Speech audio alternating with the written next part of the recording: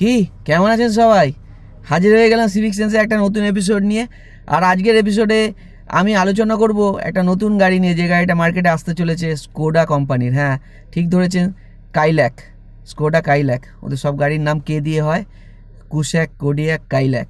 এই গাড়িটা sub compact segment 4 মিটারের নিচে যে সেগমেন্ট আছে সেখানে এসইউভি সেগমেন্টে কম্পিট করবে টাটা নেক্সনের সাথে, হুন্ডাই ভেনুর সাথে, সুজুকি ব্রেজার সাথে, রেনো কাইগারের সাথে। আরে বাবা, অনেক বড় কম্পিটিশান। নিসান ম্যাগনাইটের সাথে।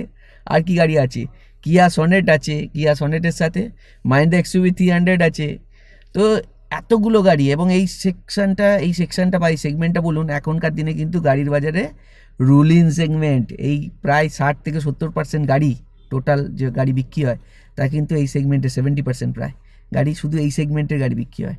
কাজে এই সেগমেন্টটা কিন্তু খুব বড় সেগমেন্ট, এবং সবাই চেষ্টা করছে সেগমেন্টে একটা করে গাড়ি আনার। স্কোডাও নিয়ে এসছে, কিন্তু কম্পিটিশন খুব হাই। তো আজকের ভিডিওতে আমি আলোচনা করব কাইল্যাকের সফল হবার কতটা সম্ভাবনা। কাইল্যাক কি পারবে? এই যে টাটা নেক্সন আর সুজুকি ব্রেজা এই মুহূর্তে এই সেগমেন্টে কিন্তু দুই রাজা, এবং এই দুজন এমন দুজন রাজা যাদের কিন্তু রোজই কিন্তু মারপিট হচ্ছে। আর পেছনে মানে ফার্স্ট হবার জন্য মারপিট, এমনি অন্য কোনো মারপিট ভাববেন না। এছাড়াও যদি আপনি দেখেন মাহিন্দ্রা 3XO আর কিয়া সনেট, এরাও কিন্তু খুব একটা পেছনে নেই। এদেরও 10,000 প্লাস 10,000 একটু বেশি সেলসই প্রতি মাসে হচ্ছে। তো এই সেগমেন্টে নতুন একটা গাড়ি এনে অনেকেই ভাবছেন হয়তো TSI engine, 1 litre TSI engine, যেটা ভিডব্লিউর একটা one of the best technologically যদি দেখি আমরা, TSI engine is the best in the world technologically দেখলে। তো সেই ইঞ্জিনটা দিয়ে একটা গাড়ি, এবং দামটা ওরা এত কম্পিটিটিভ রেখেছে, অ্যানাউন্স করেছে 7,89,000 বা 7,90,000 ধরুন, 7,90,000 একটা গাড়ি। সেই গাড়িতে 1 লিটারের টিএসআই ইঞ্জিন পাচ্ছেন, এবং স্কোডা বা জার্মান মেক মজবুত গাড়ি এবং রোবাস্ট গাড়ি, সেই গাড়ি আপনি পেয়ে যাচ্ছেন। তো এই গাড়িটা কতটা মার্কেটে বাকিদের টেক্কা দেবে সেই ব্যাপারে দেখব।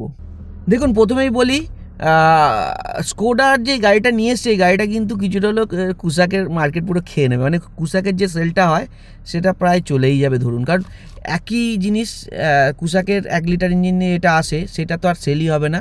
এবং বোধহয় স্কোডা আমার যেটা মনে হয় যে ডিসকন্টিনিউ করে দেবে আগে, কারণ আপনার কুসাক নিতে গেলে হয়তো 1.5 লিটার টিএসআইতেই যেতে হবে আপনার। 1 লিটার টিএসআইটা শুধু কাইল্যাকের ওপরই থাকবে। আর তার কারণও আছে। কারণটা হচ্ছে কুসাকে যদি আপনি দেখেন, এই গাড়িটা থেকে লুক টুক সবই একই রকম। ওটা অ্যাডভান্টেজ বলতে একটু হয়তো স্লাইডলি বেটার স্পেস পাবেন, স্লাইডলি, বেশি পাবেন না, খুব বেশি পাবেন না। কারণ কুসাক দেখতে বড় সেগমেন্টের গাড়ি হলো, ভেতরে কিন্তু খুব বিশাল যে স্পেস তা নয়। তার জন্য আপনি কেন কুসাক আরও 4 লাখ টাকা খরচা করে কিনবেন, তাই না? কোডা কুসাকের সেল কিন্তু সেরকম এমনিই ভালো না, ওই 1600-1700 বলে করে কোয়ান্টিটি সেল হয় দুটো 1 লিটার আর 1.5 লিটার, মানে 1 লিটার 1.5 লিটার ইঞ্জিন মিলিয়ে। তো যদি আমি দেখি 1 লিটারের ইঞ্জিন, হয়তো 1 লিটার ইঞ্জিন কমই হয়, কারণ স্কোডা বা ভিডব্লিউর যে গাড়িগুলো, জার্মান গাড়ি যারা নেন তারা তো একটু শখে গাড়ি নেন, মানে ড্রাইভিং প্লেজারের জন্য বেসিক্যালি জার্মান গাড়ি বা আমেরিকান গাড়িগুলো ফেমাস। তো সেই ড্রাইভিং প্লেজারের দিক থেকে যারা নেন তারা কিন্তু নর্মালি 1.5 লিটার ইঞ্জিনের দিকেই চলে যান। তো আমি যদি দেখি 1 লিটার ইঞ্জিন হয়তো 500, 600, 700 হয়তো সেল হবে মাসে। তো সেই সেলটা এখানে ঢুকবে। কিন্তু হ্যাঁ, প্রাইসটা একটা গুরুত্বপূর্ণ পয়েন্ট। এটা যে প্রাইস পয়েন্টে লঞ্চ হয় সেটা ভীষণ লুক্রেটিভ বলা কম, ভীষণই অ্যাট্রাকটিভ, মানে অ্যাভয়েড করা ভীষণ কঠিন। আমারই তো ইনফ্যাক্ট মনে হচ্ছে একটা বেস মডেল নিয়ে নিই। হ্যাঁ, তো যে কারণে হয়তো সেল ওরকম 500-700 হবে না, ভালোই সেল হবে বলে আমার ধারণা। ভালো মানে বিশাল ভালো না হলেও অন্তত 2,500-3,000 তো সেল হবেই মিনিমাম। নিসান ম্যাগনাইট এখন 3,100-200 মতো কোয়ান্টিটি বিক্রি হচ্ছে মান্থলি, তো তার থেকে তো একটু বেশি সেলই হবে। এবার যেটা গুরুত্বপূর্ণ সেটা বলি, সেটা হচ্ছে এটা তো প্রোজ বললাম। আর একটা প্রোজ আছে, এটা কিন্তু কুসাকের থেকে একটু বেশি অ্যাডভান্টেজ গাড়িটা, কারণ হচ্ছে এক তো গাড়ির কিন্তু গ্রাউন্ড ক্লিয়ারেন্স বেটার কুসাকের থেকে, 200 mm গ্রাউন্ড ক্লিয়ারেন্স করেছে, কুসাকের 188 mm, 12 mm আরও গ্রাউন্ড ক্লিয়ারেন্স বেশি। কারণ এটা করতে হচ্ছে সাব কম্প্যাক্ট গ্রুপে সব তো 200-র ওপর খেলোয়াড়। হ্যাঁ, ব্রেজা 200, নেক্সন 208, হ্যাঁ, সনেট 205, ম্যাগনাইট 205, কাইগার 205, ভেনু 195 বোধ হয় সম্ভবত। তো কাজেই এর উপরে তো রাখতেই হবে, 200-র মতো না রাখলে তো প্রেস্টিজিয়াস শিশু এই মানে সেগমেন্টে কম্পিট করা কঠিন। কাজে সেটা রাখতে হয়েছে এদের। যদি বলেন গ্রাউন্ড ক্লিয়ারেন্সের অ্যাসপেক্টে, কারণ এসইউভি উঁচু গাড়ি তো যারা এই সেগমেন্টে দৌড়চ্ছে মেনলি ওটার জন্যই দৌড়চ্ছে। সেটা কতটা ভ্যালিড বাকি এই ভিডিওতে আমি বলবো না, পরবর্তী কোনো একটা ভিডিওতে আমি সেটা ডিসকাস করব। তো এটা একটা ক্লিয়ারলি অ্যাডভান্টেজ দেবে।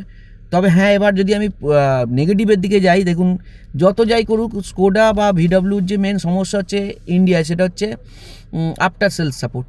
কারণ হচ্ছে VW বা স্কোডার দেখুন, এক তো আপনি টায়ার 2 টায়ার 3 সিটিতে বোধহয় আপনি সার্ভিস সেন্টার পাবেনই না, পেলেও হয়তো আপনি 50-100 কিলোমিটার দূরে পাবেন, কোথাও কোথাও তো 300-400 কিলোমিটার দূরেও যেতে হতে পারে আপনার সার্ভিস সেন্টার পাওয়ার জন্য। আর যেটা প্রবলেম, স্কোডা বা VWর গাড়ির পার্টস বাইরে কোথাও পাওয়া যায় না প্রথম। দ্বিতীয়ত হচ্ছে সার্ভিস সেন্টারে যদি আপনি যান, হয়তো সঙ্গে সঙ্গে পার্টস পাবেন না, কিছু কিছু পার্টস এমনও আছে যেগুলো 2-3 মাস লেগে যায় অর্ডার দিয়েও আনায়, সব পার্টস বলছি না, কিছু কিছু পার্টস।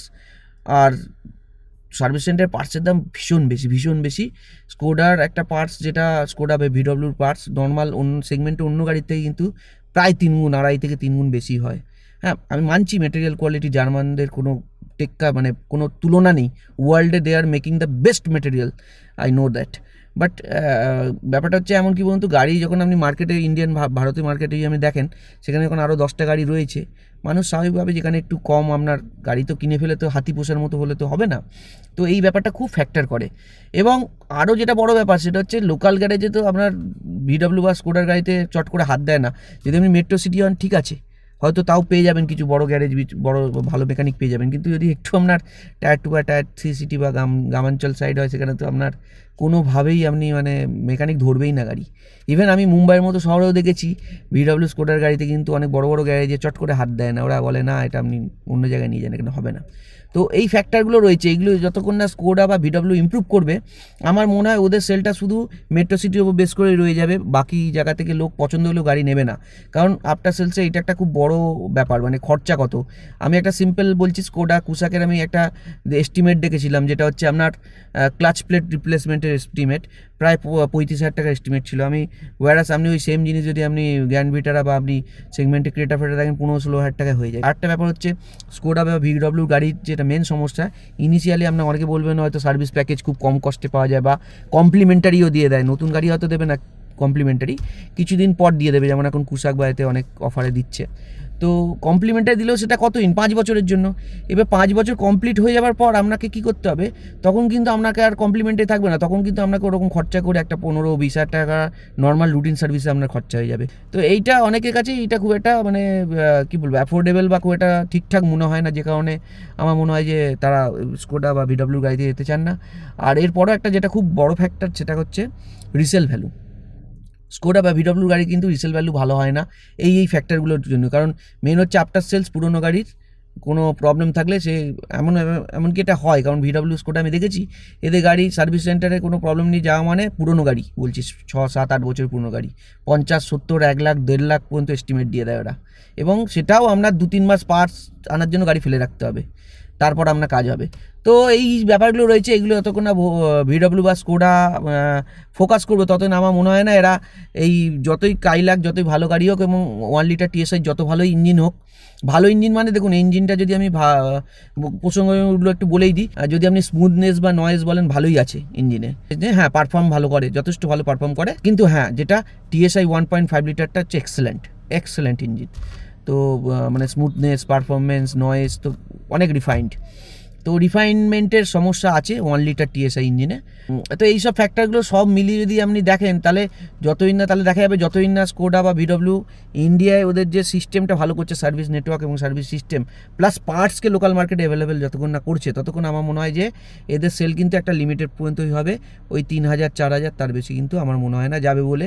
এবং যদি যেখানে দেখা যায় নেক্সন, সুজুকি, যারা সেগমেন্টের যারা কিং, তাদের সঙ্গে কম্পিট করা কোশ্চেন, বা নিদেন পক্ষে যদি আপনি কিয়া সনেট বা TXOকেও দেখেন, এদের থেকেও অনেকটা দূরে থাকবে কাইল্যাক। ঠিক আছে, তো এটা আমার অ্যাজাম্পশন ভুলও হতে পারে। আমার যা যুক্তি এবং লজিক তার উপর বেস করে বললাম, আপনার মতামত অন্য কিছু হতে পারে। যদি আপনার কিছু অন্য কোনো রকম মতামত থাকে এই বিষয়ে, আপনি কমেন্টে লিখে জানান, আমিও জানতে চাই, নতুন কিছু জানতে পারলে নিশ্চয়ই ভালো লাগবে। সবাই ভালো থাকবেন। আর এই ভিডিও আজকে এই পর্যন্ত রাখছি। যদি ভিডিওটা ভালো লাগে তাহলে লাইক দিয়ে দিন, আর কিছু জানতে চাইলে কমেন্ট করুন। এই চ্যানেলে এরকম ভিডিও দেখতে চাইলে চ্যানেলটাকে অবশ্যই সাবস্ক্রাইব করে নিন, সাবস্ক্রাইব করে বেল আইকন প্রেস করে নোটিফিকেশান অল করে নেবেন, যাতে আগামী দিনে সমস্ত ভিডিও নোটিফিকেশান আপনার কাছে অবধি পৌঁছয়। ভালো থাকবেন, সঙ্গে থাকবেন। আবার দেখা হবে সিভিক সেন্সের আগামী একটা এপিসোডে। ধন্যবাদ।